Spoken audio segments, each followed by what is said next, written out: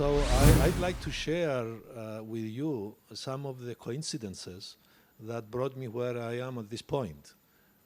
I do believe that all of our lives is a series of extraordinary coincidences, but we don't really pay much attention to them. It's only when we spend a few minutes to recognize that if something that did not take place in our lives, our life would have gone on a different trajectory, a different direction. The fact that I went to the United States was the result of an extraordinary coincidences. I won't get into those details. That's because an uncle of mine in the Oh, okay. Now I can hear myself.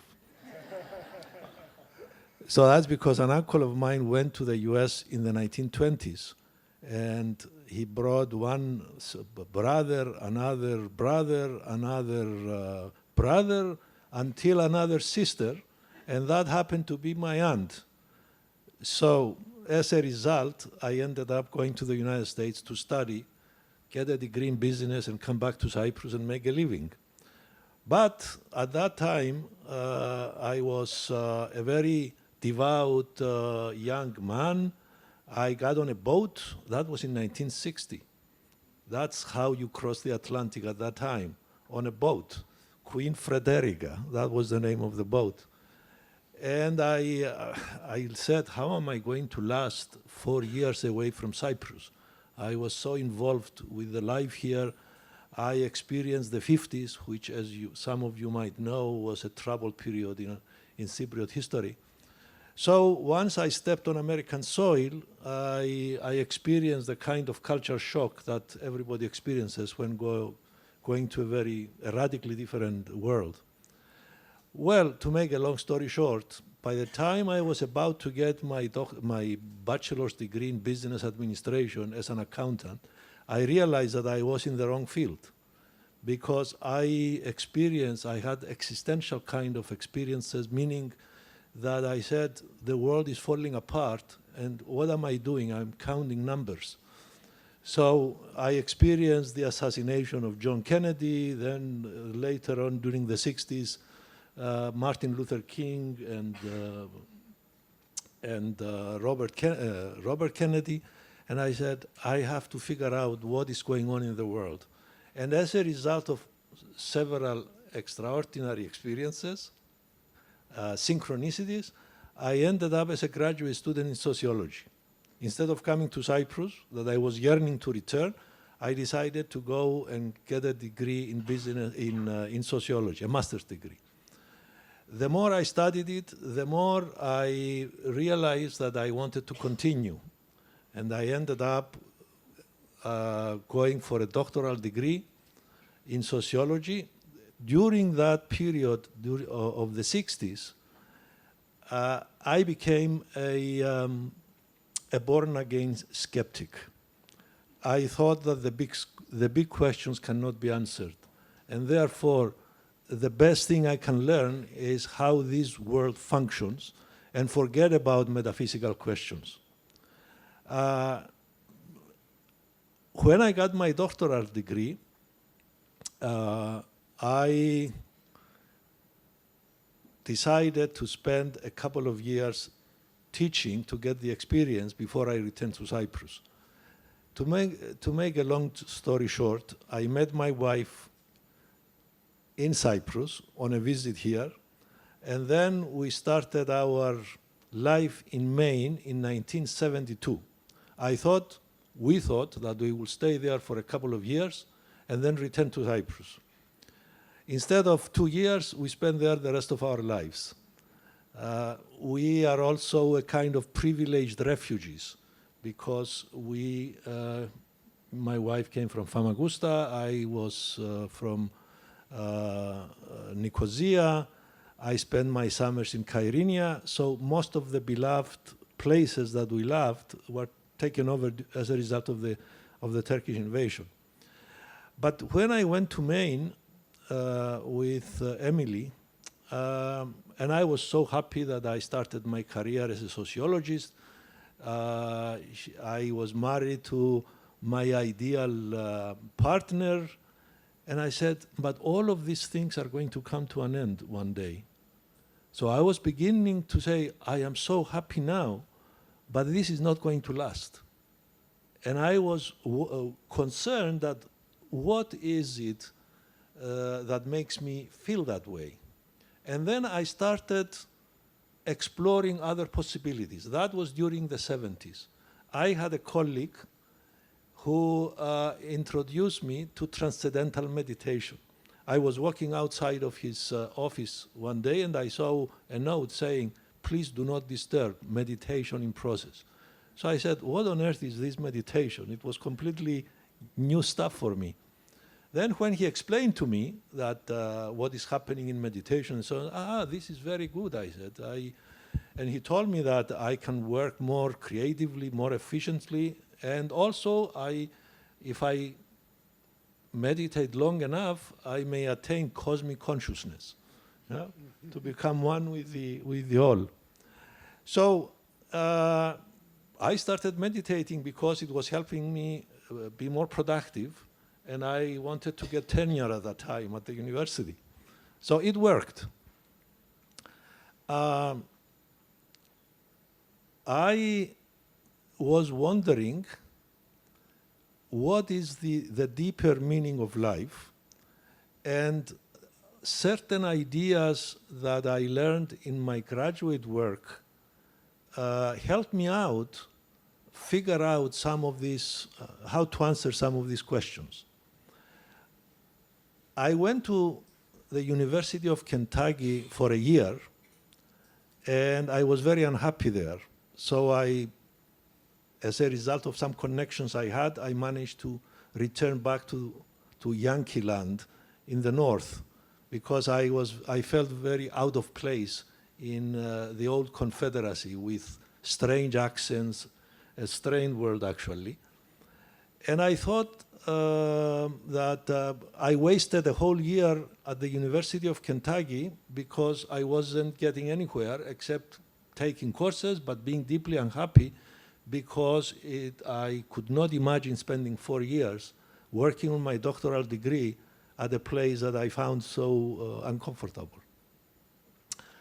When I ended up at Wayne State University in Detroit, and I was beginning to reflect on some of these questions, I realized that that negative experience was very, very decisive in how I develop interest in spirituality.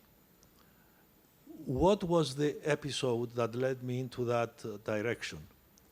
I was taking a course in sociological theory, classical social theory, and we had to choose one major thinker to write about, and then we had to present it in class. So the professor gave us a list of 10, which were the founders of modern sociology, and I had to choose one. I thought I was going to get one of the big names like Max Weber, Durkheim, George Herbert Mead, Simmel, Karl Marx. So when I went to the professors telling him which one I wanted to study, he said, I'm sorry, they're all taken. I said, well, who is left? He said, 2 people, Herbert Spencer, an Englishman, and Pidirim Alexandrovich Sorokin. I say that because Helen comes from that region where he came from. And I never heard of the word Sorokin. I thought I was going to waste my time. I felt very disappointed. The more I read about his life, the more I got excited. And what was the thing that excited me? Was the notion that he taught that we as human beings do not have only a conscious and an unconscious, as Freud taught, but also a supraconscious, as he called it. And this supraconscious is expressed through intuition, that we don't know the world only through the senses, meaning science in this case. We don't know the world only through the intellect, meaning logic, philosophy, mathematics, but also intuition. And this intuitive form of knowledge has been ignored in Western thinking. So that was something very different from everything else I have read during the 60s, because during that period, I was increasingly becoming a professional skeptic, not accepting anything unless it was scientifically tested. It was during the 70s that I was becoming skeptical of my skepticism because of my experience with meditation. And also it was during the 70s that some very interesting stuffs were happening. Like, for example, the work of Carlos Castañeta.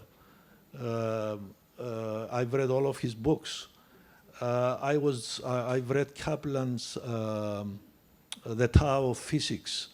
I've read many writings in reference to integrating science with spirituality. In fact, I went to my wife one time and I said to her, you know, we may be discovering God in the laboratory, but nobody around us here knows about it, because the mainstream academic worldview is very secular, very scientific, and there is hardly any room of spirituality.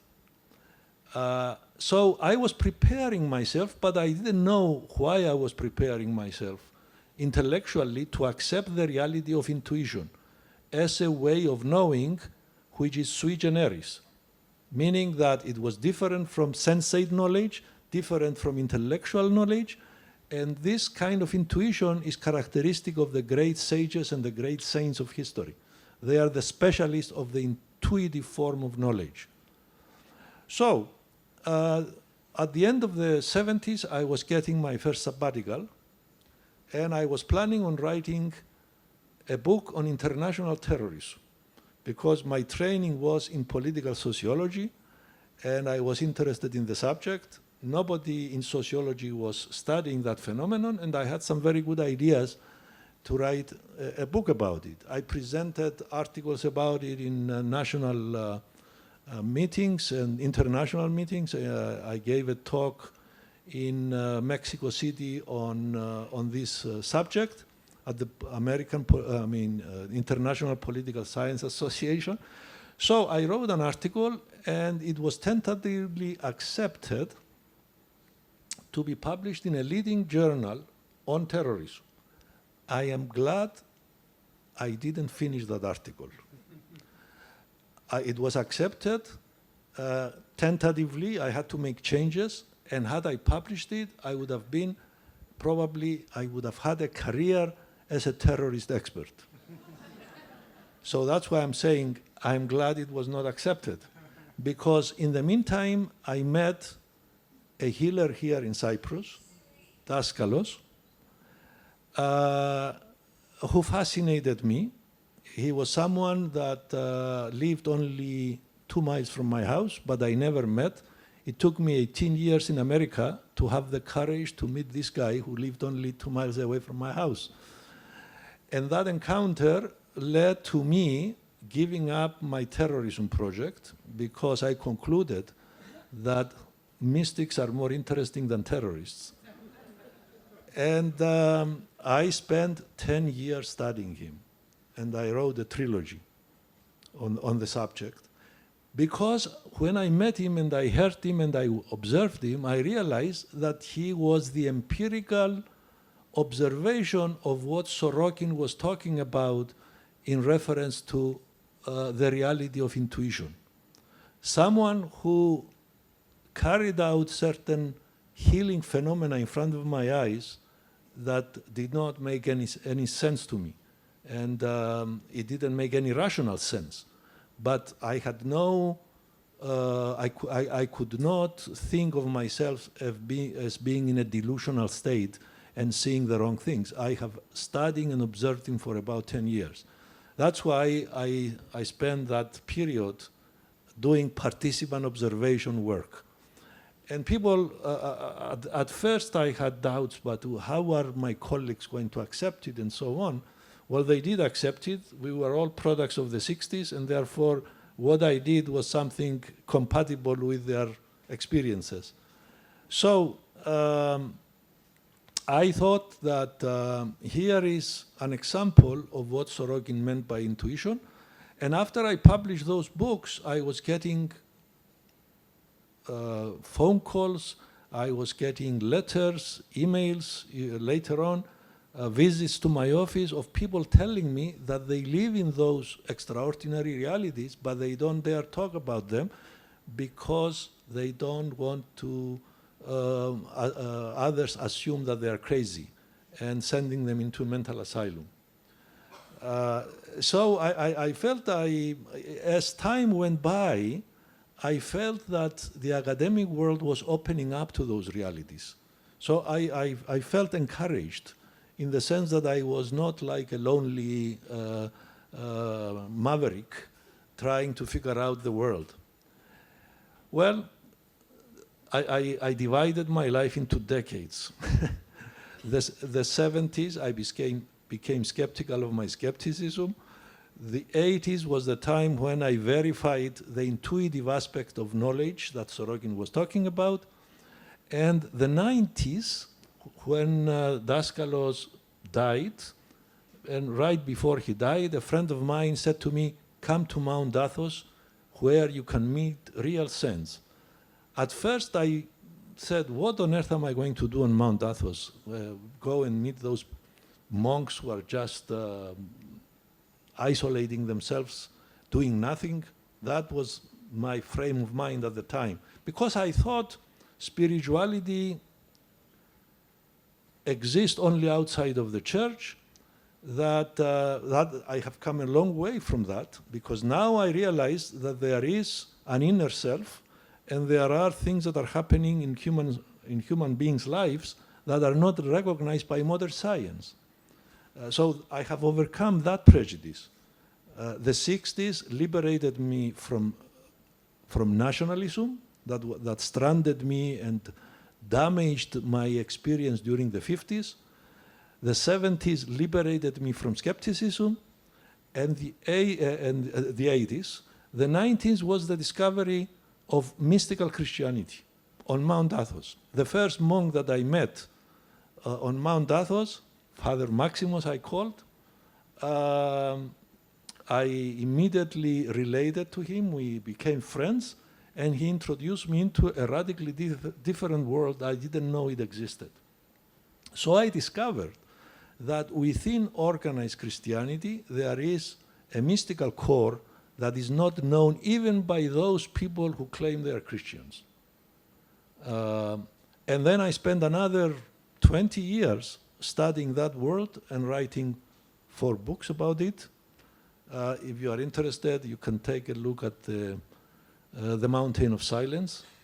The other one of Daskalos was the Magus of Strovolos. So this is the way I have proceeded intellectually, but also spiritually, because I was beginning to realize that there is knowledge in all of these areas in terms of shamanic kind of traditions, in mystics that live in obscurity around the world, only known by some people. And I believe at this point we are reaching a stage where this inner knowledge is coming forward in the form of paperbacks. If you are willing today to invest a couple of $100–300, you can buy the wisdom of the universe, something that people in earlier generations, they had to go and discover it in the Himalayas or in some secret societies at the risk of their life. So we are very privileged to live at a time when these wisdom traditions are coming to the surface. We know about them, they are written down, and there are people who are teaching these teachings. So we have a lot of things to talk about, but I don't want to take any more time. Yeah, he wants me to do some marketing here. I just published my the Accidental Immigrant, A Quest for Spirit in a Skeptical Age, which is my autobiography as I experienced all of these things throughout my long life. And here I am talking about it. I was wondering whether it was very egocentric to write an autobiography. But a friend of mine who was about to die, my good friend Nikos Aivaliotis, that in my books, he was Stephanos, and then before he died, he was tonsured as a monk of the Eastern Orthodox Church. And when I saw him, and to say goodbye to him because he didn't have much life, and he was barely talking to me and he said to me, write this autobiography for the glory of God. Of course, I don't know if I wrote it for the glory of God, but I'd let the reader figure that out. But I think what he tried to tell me, he said to me as he was dying, Kyriacos, whatever happens to us in this life is never lost. And then I didn't ask him to explain, the man was dying, but I thought that what he meant, that what do we learn from this life in terms of wisdom and in terms of our capacity to love survives through eternity. So these are the two lessons that we are here to learn for, in order for the inner selves to become part of God's love. Thank you. Wow. Thank you, Kyriacos. That was fantastic.